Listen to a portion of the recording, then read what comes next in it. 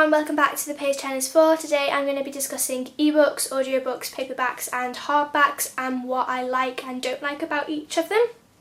So the first one that I'm going to discuss is our audiobooks, and I've only started listening to audiobooks in the last few months because I got my library card and pin, and I can now use my library's online system to download them onto my iPod and iPad, and that's really handy. So I do like doing that because I can listen to them when on the go, but to be honest, that's the idea, but I never do that. The only time that I listen to audiobooks is when I'm doing something that doesn't require any mental attention or activity, so that I can sort of just zone out and listen to them, like tidying my room.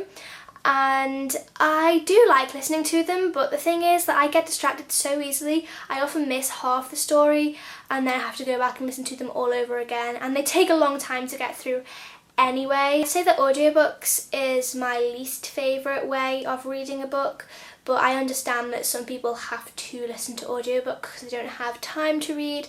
But personally, if I had to choose which format to read a book in, audiobook would be my last choice, just simply because they take so long to get through and I just don't really like them, to be honest.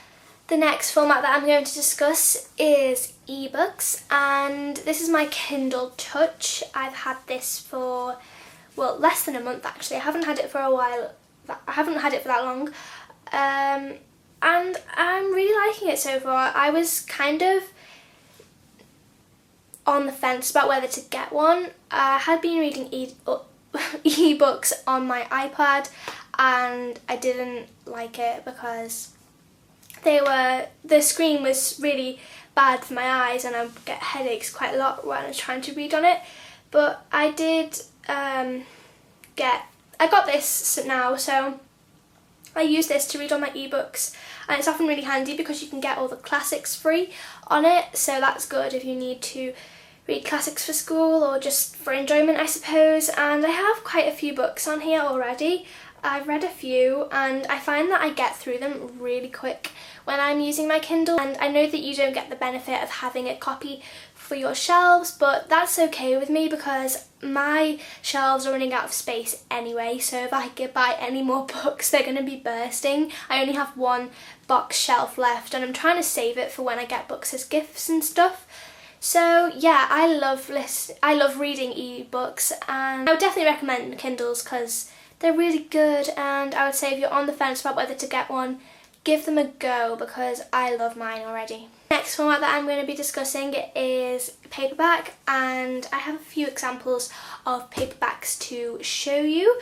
And the first I'm going to show you is Catching Fire, which is the second book in the Hunger Games trilogy. If you didn't know that already, you probably did. But yeah, so I've read this once and I'm planning on reading it again sometime soon, probably next year, because I can't get away with fitting it in twice to my 100 book challenge. The spine isn't cracked at all, it shows no sign of wear. So this is my example of a well cared for paperback, because I know that a lot of people read their books like this so that the spines don't crack, and I think I must have done that with this one because I think the spine is ready to crack, but I just didn't bend it that far. So this is my example of a well cared for paperback. And then I have one which is absolutely battered, and basically I've just read it so many times that there's no way it could stay in good condition, and that is Harry Potter and the Philosopher's Stone. And as you can see, it's missing half the cover. The spine is about to fall off. It's got stickers all over it from when I was about 4, and this book is 12 years old and it's still going, and I'm never going to get rid of it because it has a lot of sentimental value to me. It's well loved. Look at the pages. I've read this so many times, and basically I will never get rid of this book because I'm happy to have it like this. I don't really mind if a paperback looks like this or like this. I'm just not one of those people who's really bothered about the state that their book is in. To me, this shows that it's been well loved and well read, and that you know, people have enjoyed it that much that this is why it looks like this. So paperbacks are probably my favourite type of book to read because they're really light, they're not bulky, you can fit them in bags and carry them around with you a lot easier. They're just a lot easier to read. If I'm lying down and reading a book, I would like it to be a paperback so that I can hold it in one hand. I can't hold hardbacks in one hand because my wrist gets really tired, so if a book is like this, give me paperback and there's nothing wrong with it. I would probably rather have a book in paperback than in hardback because something about them, I love them a lot more than hardbacks. The last format that I'm going to discuss is hardbacks, and I'm just going to show an example of a paperback compared to a hardback. So here is my copy of Inkheart by Cornelia Funk, and as you can see, the front cover is a bit bent, the pages are all thumbed well, and it's not looking its best. Then we have Ink Death, which is the last book in the trilogy, and this has been read as many times as Inkheart has been read, and it's in pristine condition. And this is the one thing that I do love about hardbacks, is that they just stay in such good condition for a lot longer than paperbacks do. They're a lot less fragile. And I do really love them, and I love the way that they look on the shelf. The spine never cracks.